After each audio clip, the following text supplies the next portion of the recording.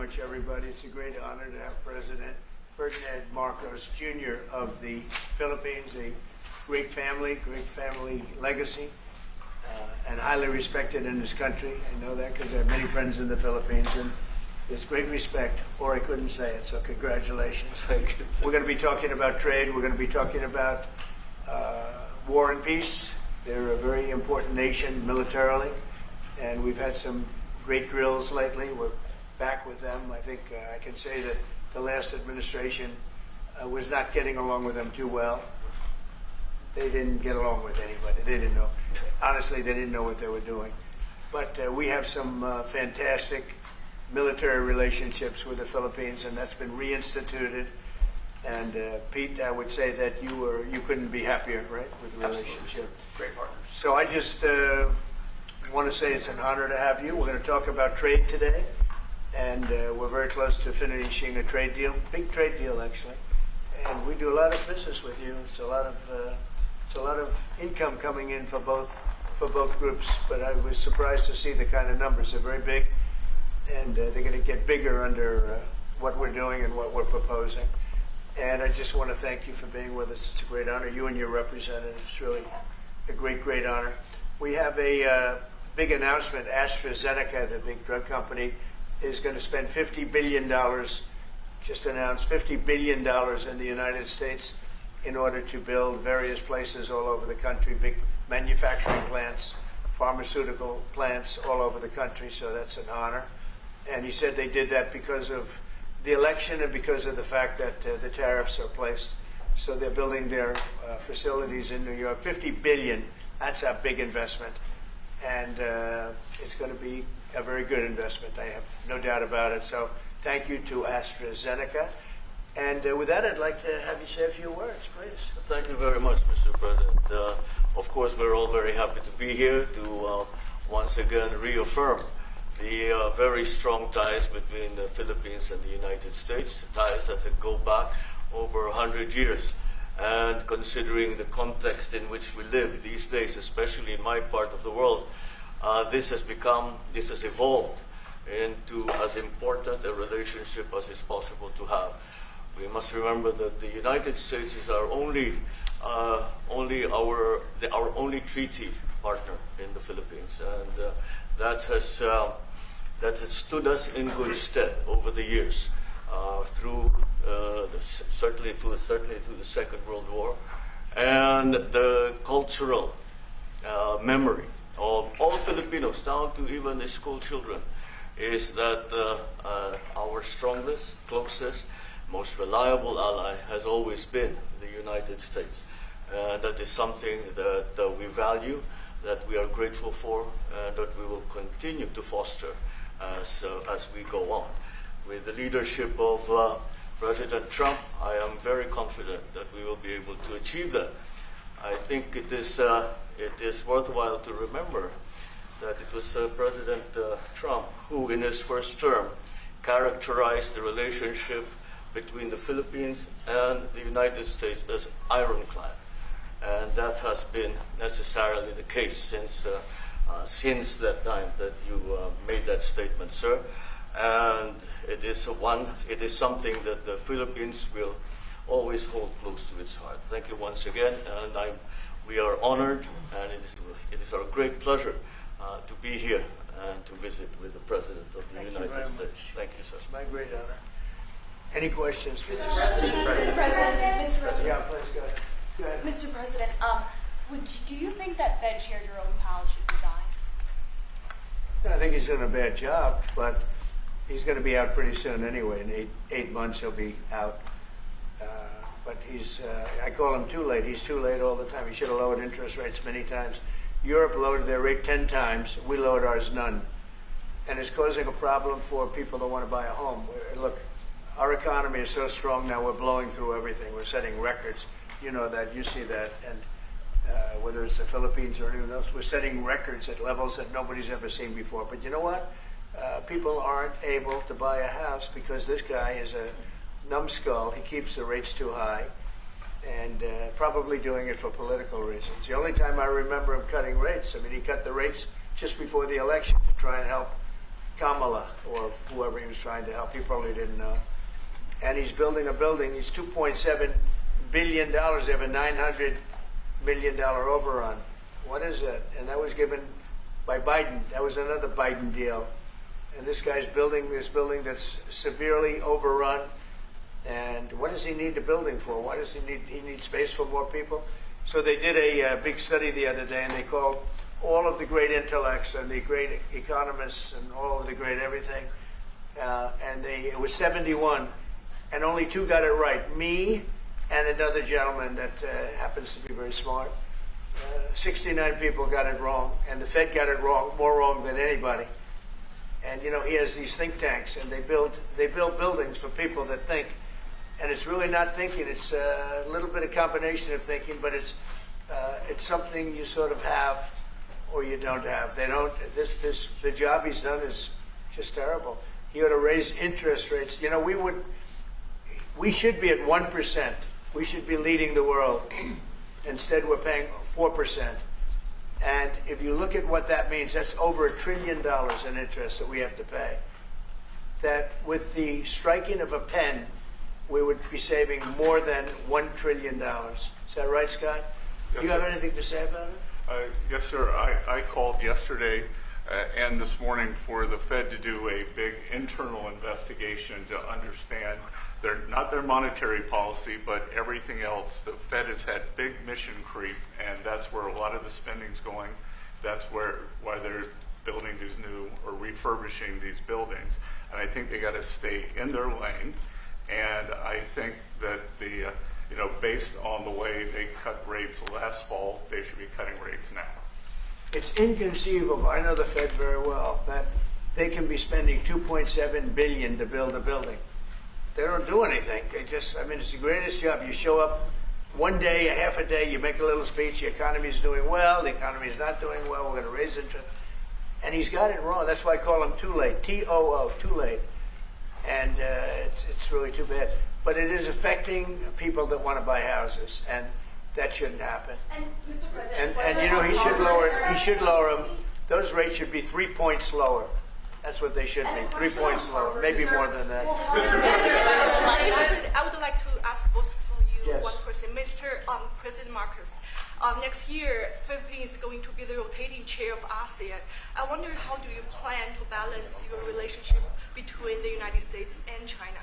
And for President Trump, Kremlin yesterday said if you are going to Beijing in September, they wouldn't rule out a meeting between you and President Putin. Is such a meeting possible? And how soon do you plan to visit China? Well, we have a lot of meetings possible. President Xi has invited me to China, and we'll probably be doing that in the not too distant future. A little bit out, but not too distant. And I've been invited by a lot of people, and we'll make those decisions pretty soon. Please. Well, as you say, we are chairing ASEAN for 2026. There is no need, in a sense, to balance, as you characterize as, to balance our relationship within the United States and China, simply because our foreign policy is an independent one, and we are essentially concerned with the defense of our territory and the exercise of our sovereign rights. Now, whether we do this not alone, we need to do this with our partners. And again, our strongest partner has always been the United States. But of course, we are trying to form coalitions and multilateral relations so that those like-minded nations who share the same values as we do, who hew to international law, most specifically the UNCLOS,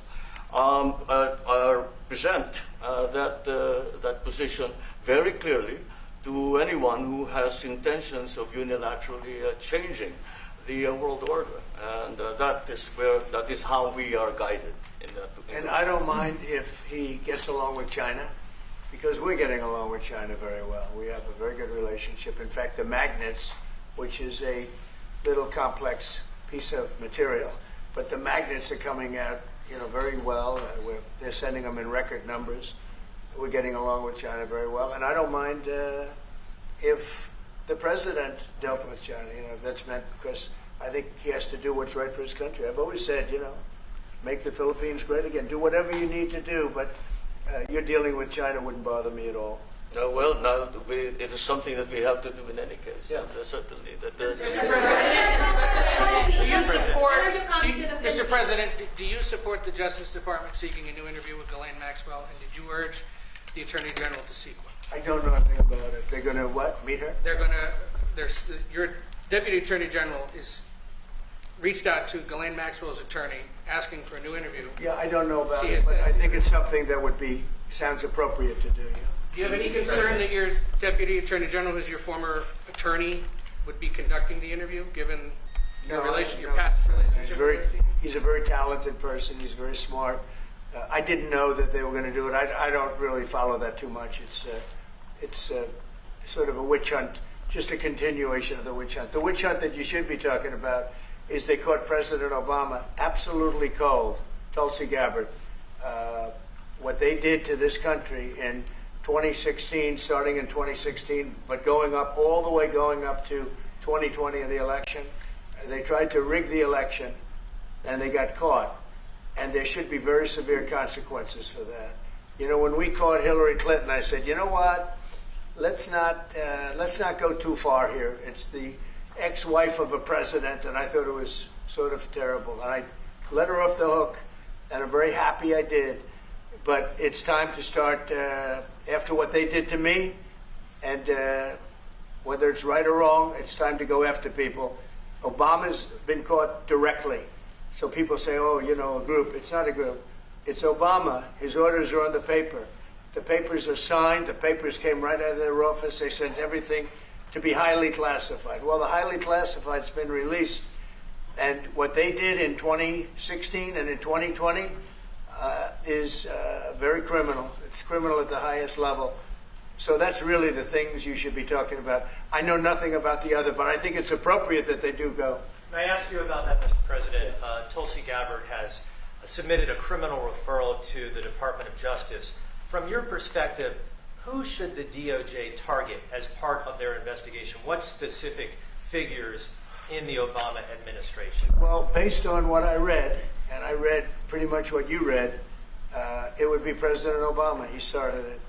And Biden was there with him, and Comey was there, and Clapper. The whole group was there. Brennan, they were all there in a room. Right here, this was the room.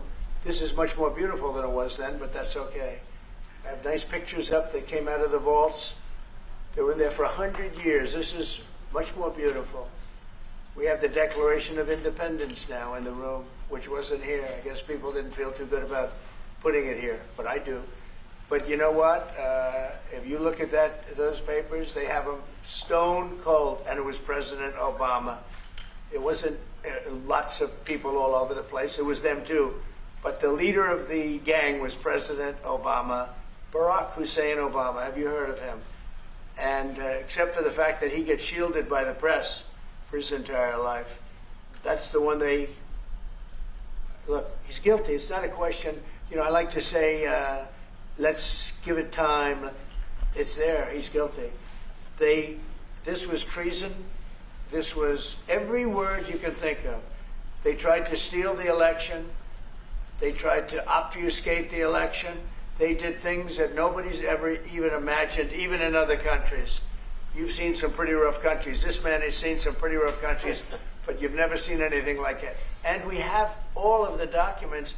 And from what Tulsi told me, she's got thousands of additional documents coming. So President Obama, it was his concept, his idea, but he also got it from crooked Hillary Clinton. Crooked is a $3 bill. Hillary Clinton and her group, the Democrats, spent $12 million to Christopher Steele to write up a report that was a total fake report. Took 2 years to figure that out, but it came out that it was a total fake report. It was made up fiction. And they used that. The one thing they weren't able to do was and probably the only thing I respect about the press in years is the press refused to write it before the election. They refused to put it in. The Steele report was a disaster. all lies, all fabrication, all admitted, an admitted fraud. She paid $12 million, and the Democrats, for that report to a wise guy named Christopher Steele. He wrote a phony report, and they wanted to get that report in before the election. And I'll tell you what, I talk about all the time, the fake news, how bad it is. But in this case, they wouldn't do it. They saw it, they read it, and they said, we don't believe it. And it was only after, substantially, like a month and a half after the election, that it got printed, and it was a big wisp. It was just like a bang of nothing, because the election had ended. If that report had gotten published by the New York Times or somebody, and I respect the Times for maybe only this, because they're crooked as you can be. They're a terrible paper, a crooked, corrupt paper. But for this one moment, they said, this is bullshit, we can't put this in. And neither could any other paper. Wall Street Journal's a lousy paper, very, very dishonest paper. As you see, I'm suing them for a lot of money because they do things very badly. It's got a nice name, but it's really, in my opinion, it's a terrible paper. And it can be corrupt. But just so you know, they didn't take the Steele report. It was the dossier. Remember the famous dossier? I called it the fake news dossier. The news wouldn't publish it. And I'm amazed. They had 2.5 months. It was finished. 2.5 months. That was supposed to be what was going to happen. And it got published a couple of months after the election. And frankly, nobody cared too much about it. But that was a big thing. No, we caught Hillary Clinton. We caught Barack Hussein Obama. They're the ones. And then you have many, many people under them. Susan Rice. They're all there. The names are all there. And I guess they figured they're going to put this in classified information and nobody will ever see it again, but it doesn't work that way.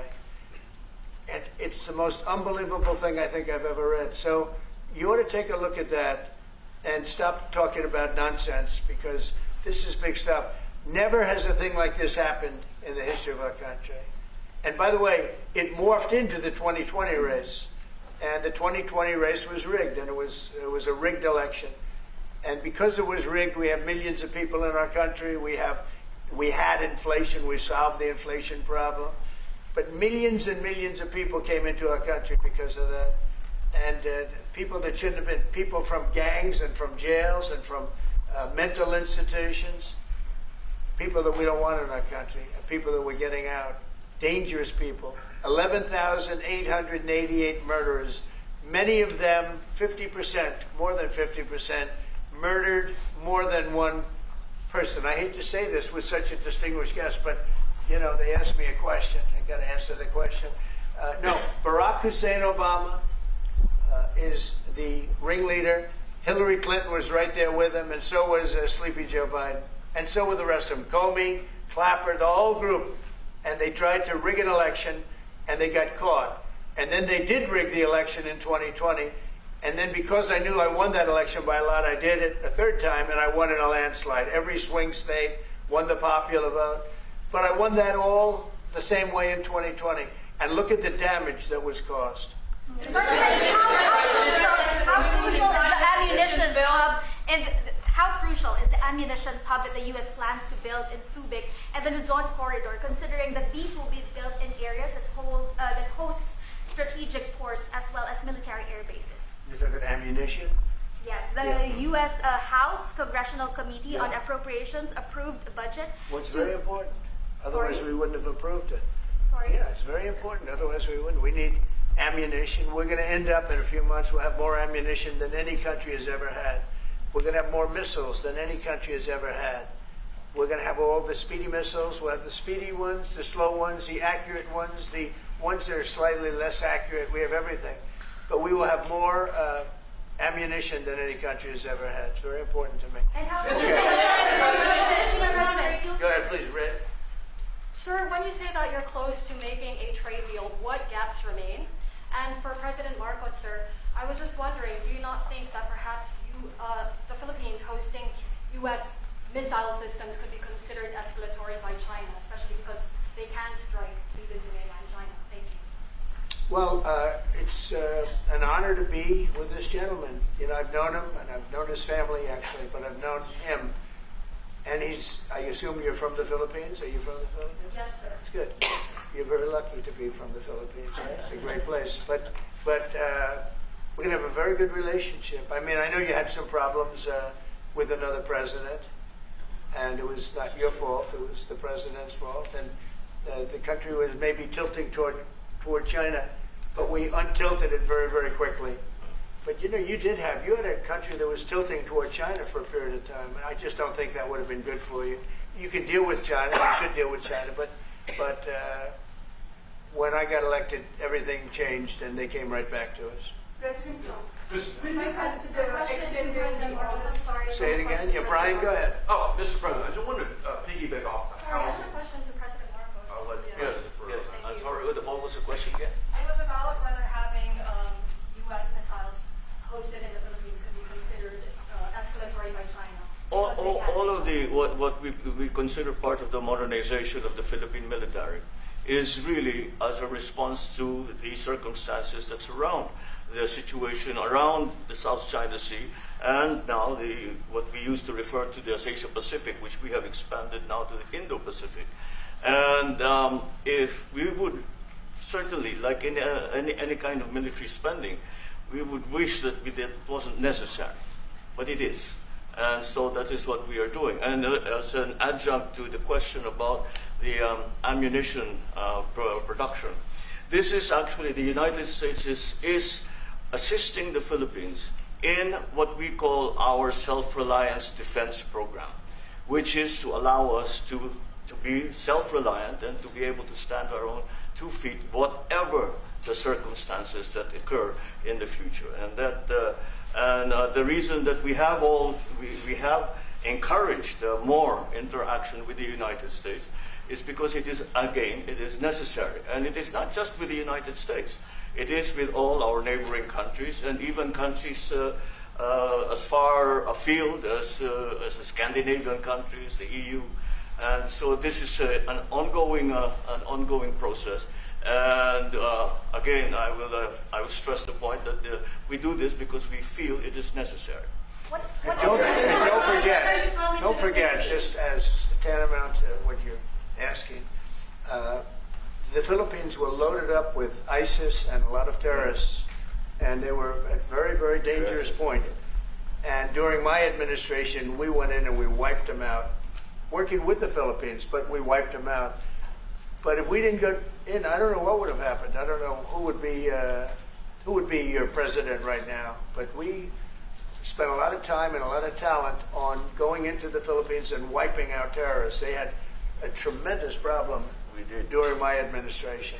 And we cleaned it up, we got them out, and now you really have a good, solid country again. I believe so, yes. How can you make Mr. President, I wanted to follow up on the housing question. Yeah. You got no tax on tips, no tax on overtime, no tax on Social Security. How important is it we have no tax on home sales, capital gains, to unleash the housing market in this country? Well, we're thinking about that, but would also unleash it just by lowering the interest rates. If the Fed would lower the rates, we wouldn't even have to do that. But we are thinking about no tax on capital gains on houses. And very impressed that you asked that question because nobody knew that. Well, how did you find that out? That's very. I wonder why there's somebody I'm very close to. There's a leaker. There's a leaker. I've also got a question. I find it a very interesting world that we know more about two people at a Coldplay concert just hours after that viral video than we know of Thomas Crooks 1 year after attempting to assassinate you.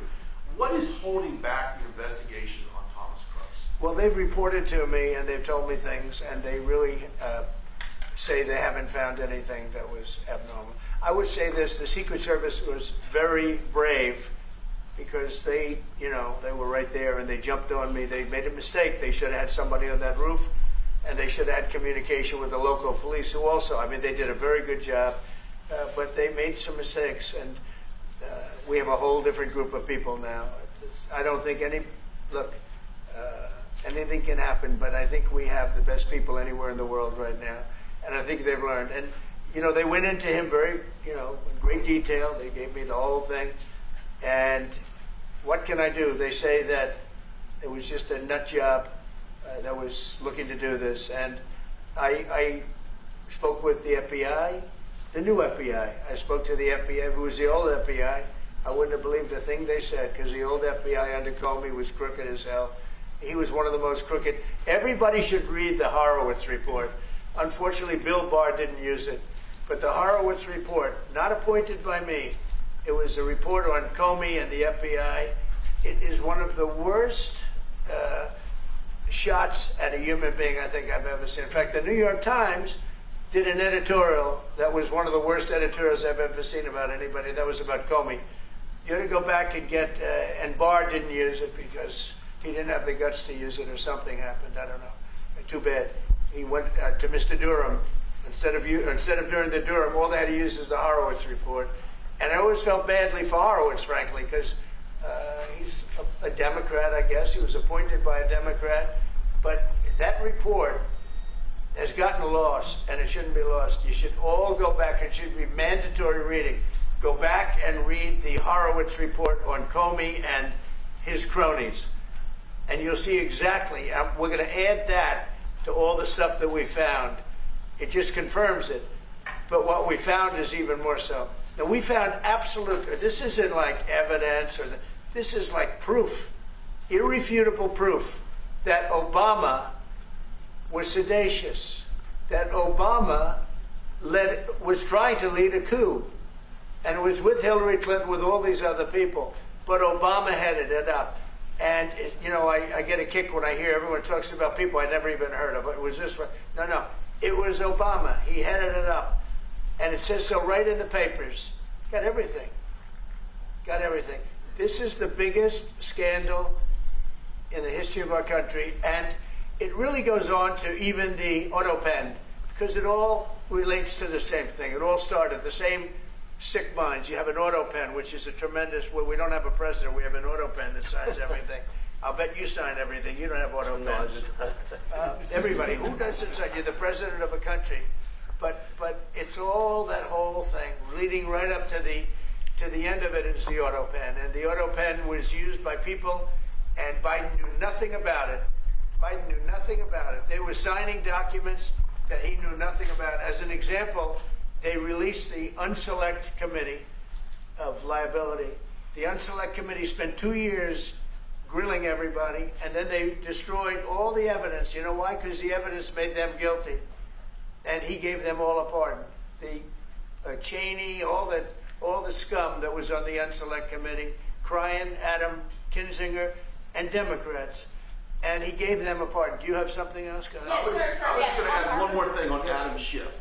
Director Pulte reports that Adam Schiff claims he lived in a one-bedroom apartment. Now, how does a family of four, and you're a developer, a very successful developer, how does a family of four live in a one-bedroom apartment? No, it looks like Adam Schiff really did a bad thing. They have him. Now, let's see what happens. It's not up to me. It's not up to, I stay out of it purposely. But it's mortgage loan fraud. It's a big deal. He defrauded banks and insurance companies and the federal government. But it's very simple. It's mortgage loan fraud. And you're right. It's a lot of people to live in a one-bedroom apartment, right? But he put it down. But he has a lot of other things far worse than that. So, no, Adam Schiff, they have him 100% on mortgage fraud. Now, if there's anybody else in this room except you would have no problem. But anybody else in this room, you'd have a problem. I'd have a problem. Yeah, please. So there was a hearing yesterday in the Harvard case. Would you allow Harvard to get their federal dollars back as a part of any agreement with the administration? No, I'm not giving. Harvard's been given $7 billion. Can you believe it? By the Fed, $7 billion, and we want money to go to all universities, not Harvard. Harvard got more than anybody else. They have $52 billion. They get huge tax incentives and tax breaks on that $52 billion. But they have $52 billion, and they got $7 billion over a short period of time. And we have a very hostile judge appointed by Barack Hussein Obama, a very, very hostile judge who knows exactly right from wrong. But you know, we expect to win it on appeal. She hasn't given a decision yet, but she's very hostile, and she was put by Barack Hussein Obama. And generally speaking, anybody that does that, we're going to have problems with. So we don't expect to have. We won the case yesterday. Anybody that was there, that was a neutral would say we easily won the case. But a lot of the case, and a big part of it's going to be how much money Harvard gets in the future. That's not part of the case, and they're not going to get very much. Mr. President, where are we in terms of negotiating about the reciprocal tariff? How far are we? With who? With the Philippines. Yes, sir. How far Are you from the Philippines? Yes, sir. I'm Good. from the Philippines. How far are we from achieving Well, free it's tough. trade? He's a very tough negotiator. So far, we're not there because he's negotiating too tough. In fact, I used to like him better than I do now. He's too tough. But we'll probably agree to something. But he's strong, a strong negotiator. He loves your country. Mr. President, Mr. President, When are you coming to No, the no, Philippines, please. sir? We talk a lot about the severe consequences that those who are involved in the Russia hoax must face. In your view, sir, what are the next steps now that these documents are out there? Tulsi Gabbard? Well, the Justice Department would have to act. And we have a very competent, very good, very loyal to our country person in Pam Bondi, very respected. And it's going to be her decision. Just a follow-up to that, sir. Christy Nome is in New York City visiting an off-duty CBP officer who was allegedly shot this weekend by an illegal alien who came into the country during the previous administration. Right. What is your message to any local leaders who continue to push sanctuary city policies after this nearly tragic incident? So the only thing I don't understand, because you like to understand things and we're all smart people and all, but why would they allow 21 million people into our country, unvetted, unchecked? You don't allow it. You wouldn't allow people then. He's tough. No, the country's run properly. Biden and his group of thugs, and I don't think it was Biden, I think it was the people that surrounded that beautiful Resolute desk right behind you. They allowed 21 million people, probably much more than that, and many of them came from jails and gangs and drug dealers and mental institutions, insane asylums. Many of them are very sick. 21 million, probably 25 million, probably even more than that. And we're getting them out. Many were murderers, as I said. They killed people. Many killed more than one person. Stone cold murders. I don't understand why they would have allowed that. There's only two reasons. The vote. Is there one voters? It's one reason. I don't think they would have done it for that because they cheat. You know, they're so good at cheating, they don't need that.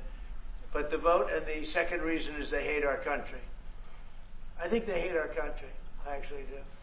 And it's the biggest problem. I mean, much of our time is spent with, you know, we have the strongest border anywhere in the world now. Maybe even stronger than your border, if you can believe it. We have no people came in last month, zero, which is pretty amazing. I'm not even sure I can believe that. But liberals are the ones that do that calculation. So, but we had no people come in. A year ago, we had hundreds of thousands of people come in. Hundreds of thousands of people. And they flowed in. And if it wasn't for the election, it would have been millions of people came in last year. So millions of people prior to election time, they allowed millions and millions of people to come into our, I mean, you saw it. They'd open the gates. If you took an Alabama-LSU football game that holds 128,000 people, I was there, 128,000 people, and I liked them and they liked me. But if you took that and doubled it, that's what used to flow into our country on a daily basis. It's not even believable. And we're getting them out, and we're starting with the worst ones. And we had a man shot yesterday, a police officer who's a great gentleman, shot right here in the throat. Probably won't be able to speak again. But he was brave, and he shot the other guy, and they ended up getting him. And you saw the scene where his friend took him to a hospital and dumped him down on the sidewalk. The whole thing was crazy. But why would anybody do to our country what these Democrats have done? And honestly, we can never forget it. We can never forget it. What they have done, the damage that they've done to America is very, very sad. Thank you very much, everybody.